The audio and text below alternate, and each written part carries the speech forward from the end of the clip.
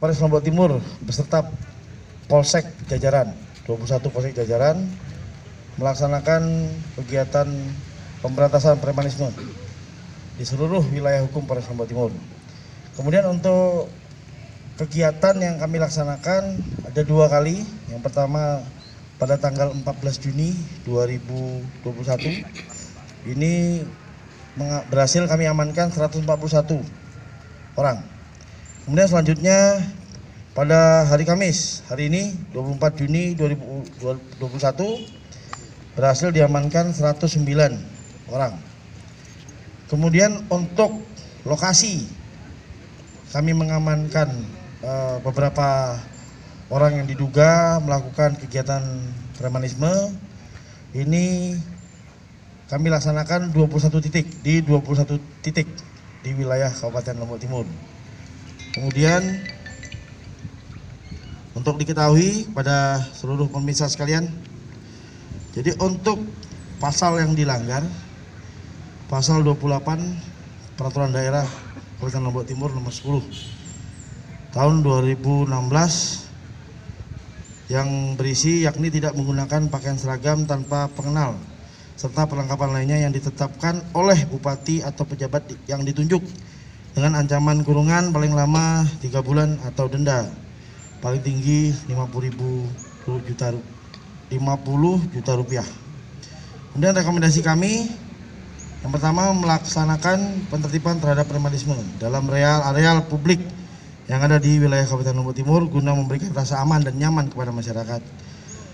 Kemudian membentuk Satgas Pengendalian Premanisme yang dinaungi oleh beberapa OPD, antara lain Pol PP, Dishub, Bapeda, Dispar, Disperindak, dan Bangkesbang Poldagri. Kemudian yang ketiga mendorong untuk dilaksanakannya sosialisasi terkait aturan. Dalam hal ini kita hadir juga di sini dari Kepala Dishub, ya, Kadishub Kabupaten Lombok Timur dan juga Bapeda Kabupaten Lombok Timur. Oleh karena itu supaya lebih jelas, pertama-tama saya berikan kesempatan pada Kepala Dinas Perhubungan Kabupaten Lombok Timur. Waktu dan tempat dipersilakan. Terima kasih Pak Kapolres. Bismillahirrahmanirrahim. Assalamualaikum warahmatullahi wabarakatuh. Selamat siang dan salam sejahtera bagi kita semua. Izin Pak Kapolres menyampaikan bahwa terkait dengan penyelenggaraan parkir, jadi berdasarkan Peraturan Daerah Kabupaten Lombok Timur nomor 10 tahun 2016 dinyatakan di dalam pasal 2 bahwa penyelenggaraan tempat parkir dapat dilaksanakan oleh pemerintah daerah maupun swasta. Kemudian penyelenggaraan tempat parkir yang dilaksanakan oleh pemerintah daerah antara lain yang pertama tempat parkir tepi jalan umum. Kemudian yang kedua tempat khusus parkir. Ya, seperti misalnya di destinasi pariwisata, kemudian di pasar umum dan lain-lain. Kemudian yang ketiga adalah parkir tidak tetap. Artinya parkir yang sifatnya temporer sewaktu-waktu. Misalnya ada keramaian di suatu tempat, maka itu termasuk dalam kategori tempat parkir sementara tetap, parkir tidak tetap. Kemudian di pasal 2 ayat 3 menyatakan bahwa penyelenggaraan parkir yang dilaksanakan oleh swasta yaitu tempat khusus parkir milik swasta. Artinya bahwa penyelenggaraan parkir ini diselenggarakan oleh 2 pihak.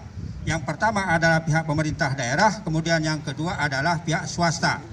Pihak pemerintah daerah menyelenggarakan parkir di 3 titik yang saya sebutkan tadi yang merupakan aset atau wilayah lokasi itu milik pemerintah daerah.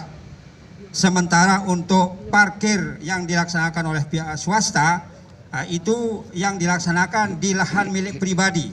Nah, jadi setiap anggota masyarakat, pengusaha dan yang lain-lain ingin menyelenggarakan parkir, maka sebelumnya dia harus mengurus izin usaha untuk menyelenggarakan parkir, dan retribusinya nanti itu beralih kepada istilahnya adalah pajak retribusi pajak parkir, bukan lagi retribusi parkir.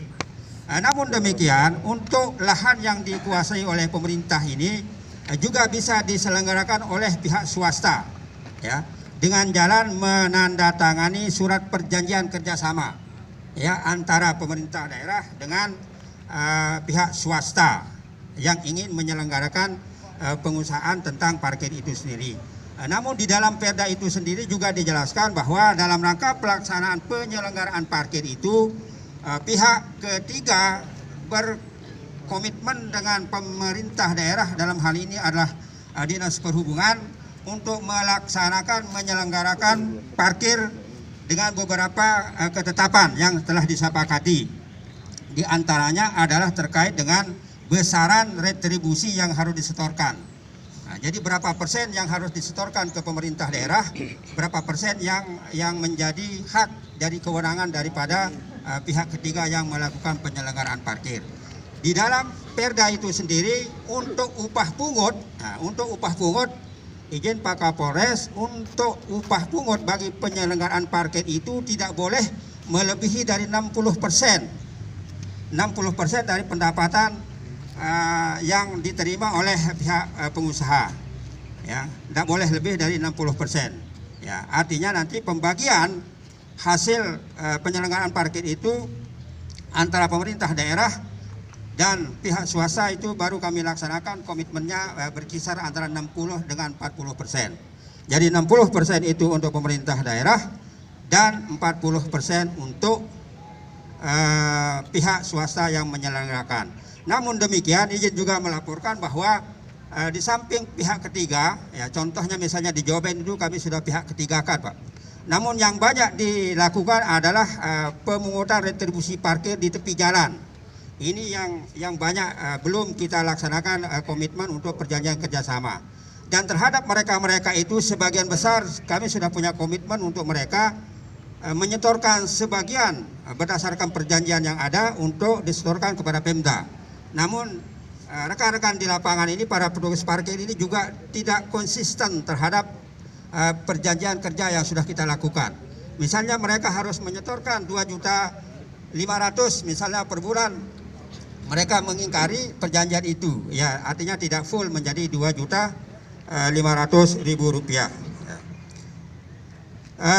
Itu terkait dengan penyelenggaraan parkir, dan terhadap mereka-mereka banyak sekali pasal-pasal yang menyangkut tentang penyelenggaraan parkir ini. Di antaranya adalah di dalam pasal 4 ya,